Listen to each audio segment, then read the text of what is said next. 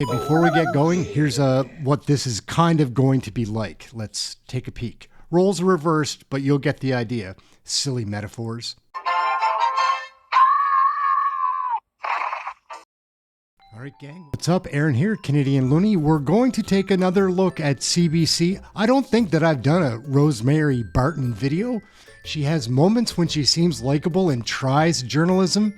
Often, that's not the case. She's going to be interviewing our Minister of Energy, used to be Natural Resources. This is Tim Hodgson.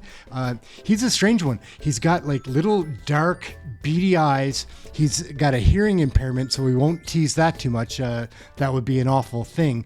Does look strange though when you see it, because it looks like he's being told what to say. I guess he's trying to hear. But Carney brought this guy, Tim Hodgson, in because they've been on different boards together. They're business buddies, and they're, in my opinion, just looking really to screw Canadians over. Let's get into this and see if Rosemary Barton is going to ask any pertinent questions. She's probably going to break down what they're going to be discussing.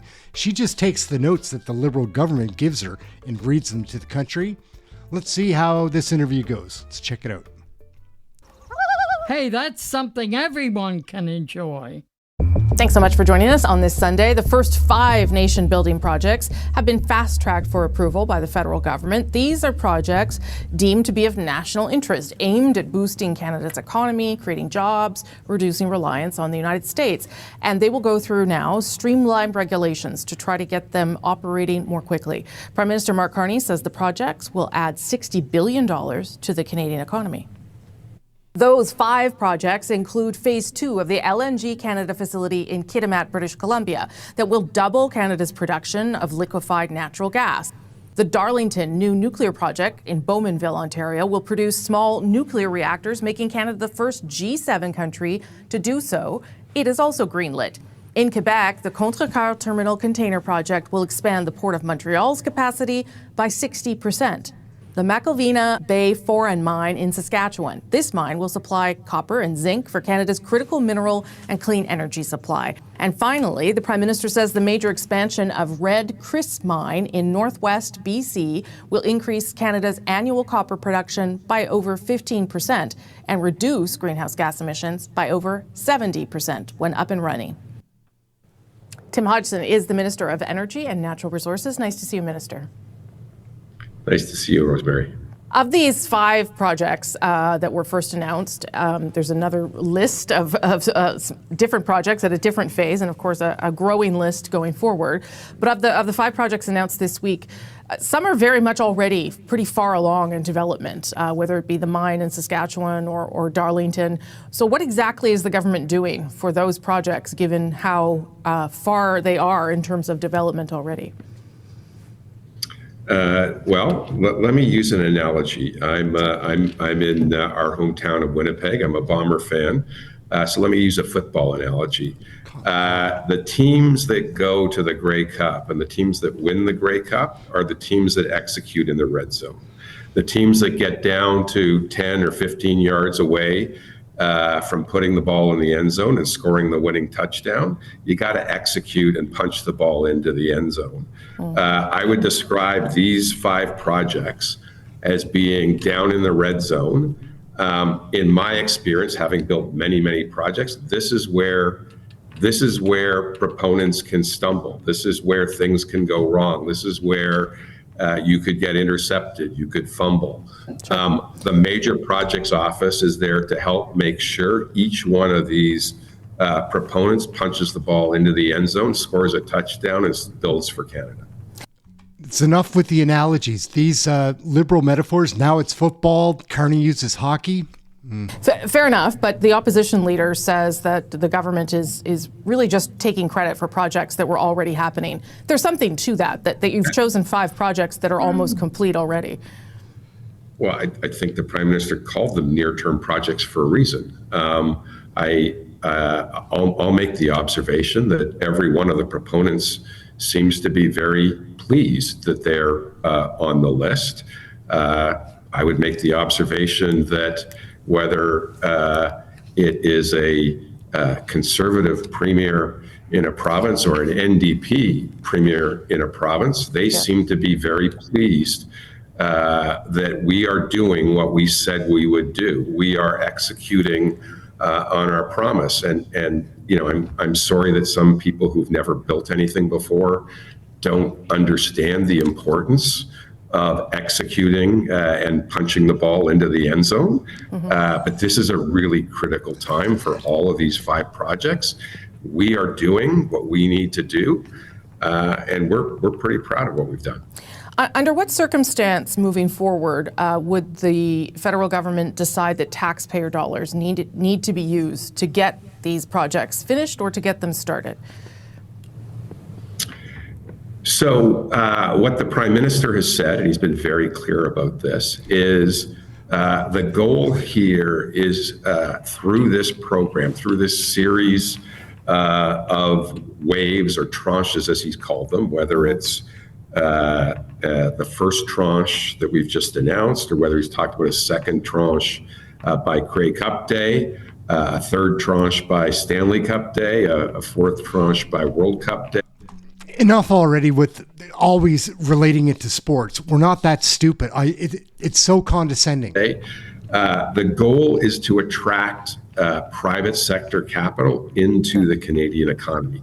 He has put a target of attracting $500 billion into the Canadian economy at a time where we need to get building. If we do that, we are generating great paying jobs for Canadians. We're generating revenues for stretched provincial, territorial, and federal budgets.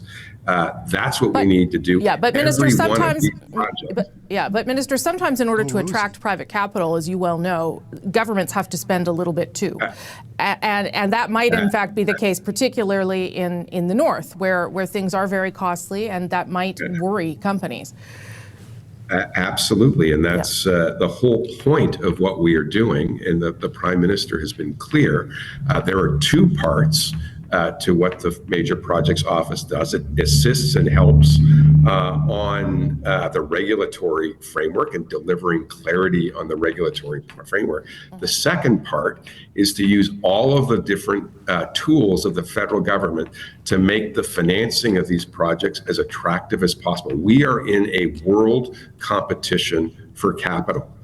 Investors and proponents can invest their capital anywhere they want in the world.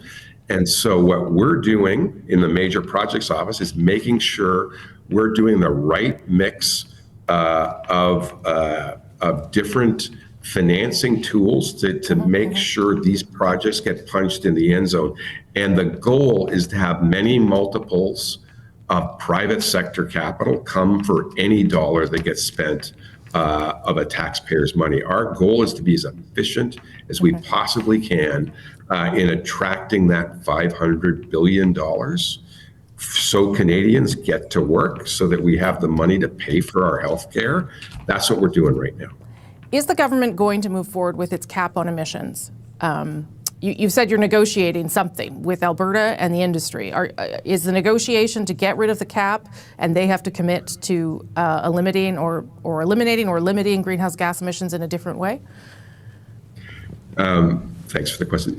We've talked about this before. I've been in business for a long time, negotiated many deals. I've never found it constructive to negotiate with a counterparty through the media. Okay, that's fine. We won't negotiate, but can you at least confirm that the emissions cap is no longer necessarily going ahead? Rosie better watch out. That's the 3rd time she's interjected in this interview so far. Look inside yourself, Rose. Of course, I can't confirm that. We're in a negotiation.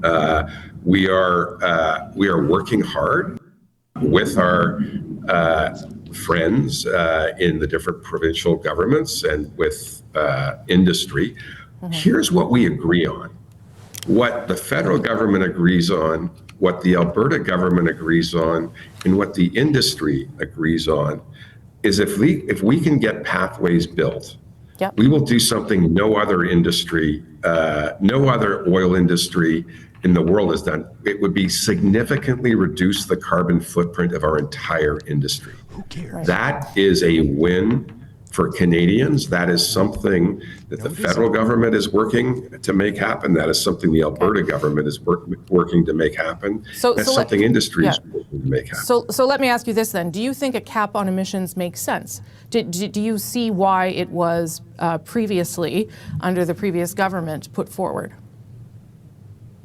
I wasn't here for the previous government, and I'm not asking you to respond to the previous that. government. I'm asking you whether you think a cap on emissions makes sense. I am focused on results, not how one gets there. That's what I will do. That's what the Prime Minister has said. We're in the middle of discussions. We will work to get to the right endpoint. The right endpoint is getting pathways built, reducing the carbon intensity of our oil industry. And what the Prime Minister has said is, if we get that done, we are open to working with potential proponents on a pipeline.